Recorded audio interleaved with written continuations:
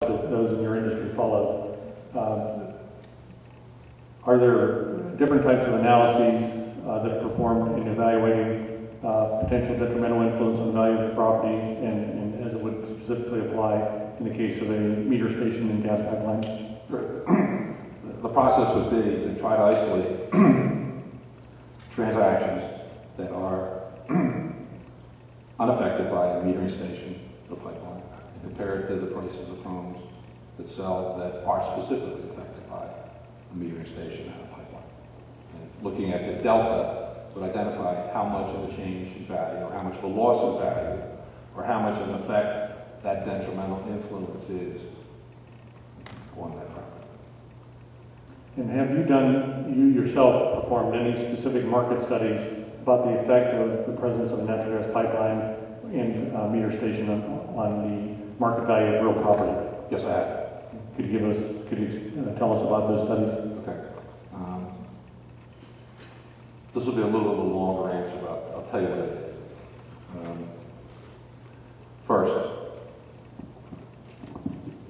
I mapped pipelines in Luzerne County and in other nearby counties.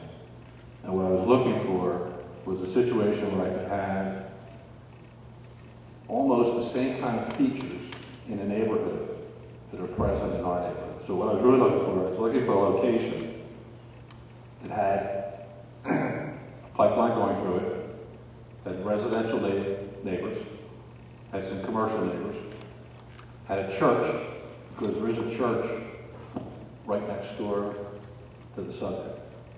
And I'm just thinking, I'm not sure if when I went through the list of uses what I mentioned the church. But there is a church right next door. There is not just one school nearby this pipeline. There's 3 schools. Of course, we're sitting in one of them. There's also commercial development on the periphery. So I wanted to try to find a site that I thought would at least mimic all of those people who have concerns. So like, for instance, the school, while it's distant, they have a concern. There's homes nearby and distant, they have a concern. There's a church nearby, they have a concern. So I want to try to find a location like this. So I started going up and down the pipeline to try to identify other areas to the south or to the north that had that kind of environment. Now, you know when you go north, the density of development just goes lower and lower and lower. I guess until we get to Binghamton. As you go south, you start going into Wilkes-Barre. Densely developed, but generally older development. As you go south of Wilkes-Barre and you get down to like the Allentown area, there are situations where I was able to identify what I thought were similar locales that would resemble what you see here in Dallas Township. But the location that I found that best matched the locale is a development that occurs in Middletown Township, Dallas County. And in that particular location, the Spectra pipeline traverses Delaware County from south to north. It's coming up from the Delaware River, where there's both natural gas pipelines in abundance crossing the river. There are 2 major oil refineries right there in Marcus Hook and Trainer. The pipelines come into service. So Spectra proceeds north. And when it goes to Middletown Township, I identified a location just in the vicinity of the Baltimore Pike. And right along the pipeline as it's going from south to north is Riddle Memorial Hospital, which is directly adjacent to the pipeline, and the Riddle Village, which is a senior housing development. So it's a continuing care retirement community that has independent living, assisted living, and skilled nursing. It's more than 250 residents. The pipeline crosses under Baltimore Pike, and it goes under the parking lot and beside the Granite Run Mall. It crosses Middletown Road, goes past the Sunrise Assisted Living Facility, which is a dementia care facility, passes a residential neighborhood, crosses under Country Village Way. I'll come back to Country Village Way. And then crosses through an open tract of land that goes through the Morris Arboretum, which is a private, conserved area, crosses through an open area that passes the Lyman Estates, which is a continuing care retirement community with both independent, assisted living, and skilled nursing. It passes Pencrest High School. It passes the Delaware County nursing facility. It's called Fair Acres. It passes a series of residential developments.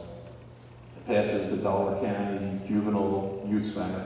It's a, for want of a better word, it's a prison for children. And then it passes Pennsylvania State University. So it's like, you know, I have a pretty, this is a pretty good match. When I think about the stakeholders here in Dallas Township, and I have some residential concerns, I have institutional concerns. Can I locate an environment that is similar to that? I think I did. In my opinion, I did.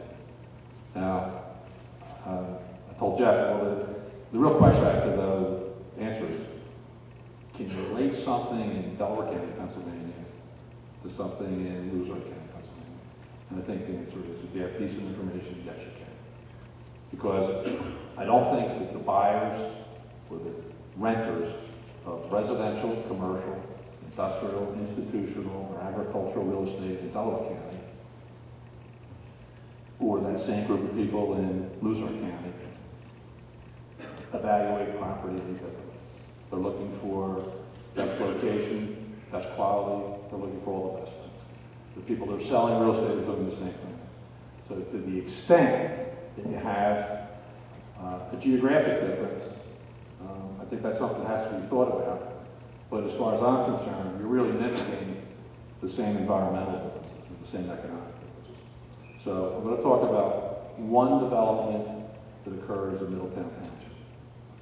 That particular development has roughly 30 lots along the street, and the pipeline passes from south to north. So it's passing through the development. It's really only passing through 4 properties. So I thought, like, I've done that study. The one thing that study might be lacking is volume. Like, are there enough transactions to demonstrate what I think occurs when property is located at pipelines and metering stations. So I did a second study, and it's along the same pipeline. It's along the same spectrum pipeline. That particular study is in Brookhaven Borough. And I thought this was another really good study area because in this instance, the pipeline is not going through an easement. It's actually going through land that the energy company owns in fee. And now, from south to north, in this one neighborhood that I described, there's about 80 homes that back up to this pipeline. So now I've got 80 possible properties to look at. And in this neighborhood also, I have the opportunity to go a block away, 2 blocks away, 3 blocks away, and see what's happening with prices over time. Now, in the Country Village, Middletown Township development, I did the original appraisals for the guy that bought the land. I did the original appraisals for the guy that's financing. He did all this financing through Greater Delaware Savings Bank and put the mortgages primarily through them. So I had a chance to inspect all the homes. He built them off the same floor plan as the developers would. Some houses have a brick front, some have a stone kind of front, some are stucco, some are aluminum, but he basically built the houses off the same footprint. And those homes were built in 1979, I think. So they're about 30 years old. In the Brookhaven development, the builder built 3 types of homes. He built ranchers, meaning they're all 1 story.